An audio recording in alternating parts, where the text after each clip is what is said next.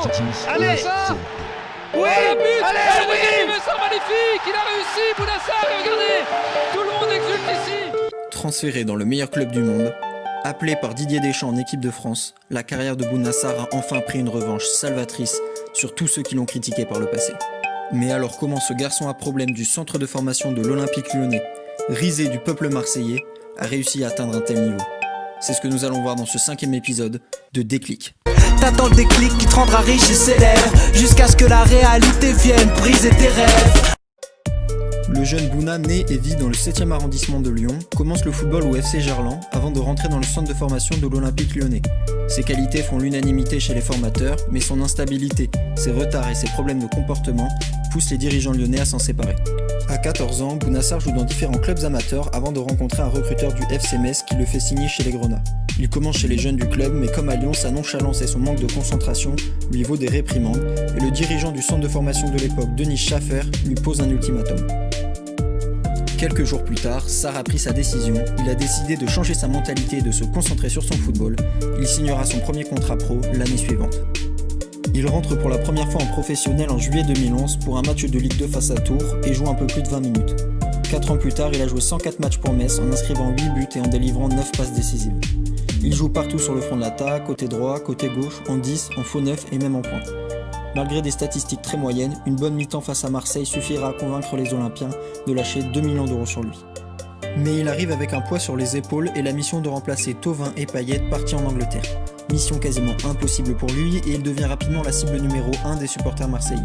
Sa prestation dans le Classico ne l'a pas aidé. Rentré à la 83e minute, il loupe d'abord le but du 3-1, puis concède le coup franc égalisateur de Cavani et engendre la plus grosse clim de l'histoire du Vélodrome. Il se masque les yeux, Cavani s'élance, c'est parti. Et c'est dedans. Edinson Cavani qui remet le Paris Saint-Germain au niveau de l'OM. Mais alors que personne ne s'y attendait, Rudy Garcia a fait basculer la carrière de Bounassar. Le 20 août 2017, après 17 matchs sans titularisation, Sarr est aligné en tant que latéral droit et réalise un gros match. Son repositionnement défensif lui permet de continuer d'exploiter ses qualités de percussion, ses qualités techniques, sa grosse présence physique et sa rapidité. Mais en plus de celle-ci, le poste de latéral droit permet de valoriser sa présence athlétique et de mettre en lumière sa facilité à multiplier les efforts. Et en venant de derrière, Bounassar est moins attaqué et a plus de place pour s'exprimer. Les défenseurs adverses sont obligés de couvrir l'attaquant droit, ce qui permet soit à Sarr d'y aller seul, soit de libérer plus facilement l'espace d'un coéquipier. Malgré quelques réticences au départ, l'ancien ailier droit a su s'adapter à son nouveau poste et a beaucoup progressé dans ses interventions défensives. Rudy Garcia l'explique d'ailleurs clairement. Déjà, il a un physique qu'ont très peu de joueurs de Ligue 1 et de haut niveau. C'est un joueur qui va vite, c'est un joueur endurant, c'est un joueur qui jump beaucoup, qui est bon de la tête. Et puis il est capable de faire des passes D, descendre, pas assez en jouant attaquant, mais plus facilement en venant de derrière. Il est capable de répéter les efforts. Il a fallu qu'il travaille, que tu travailles, Bouna, sur le plan défensif, sur ton placement et sur ses interventions en 1 contre 1 notamment.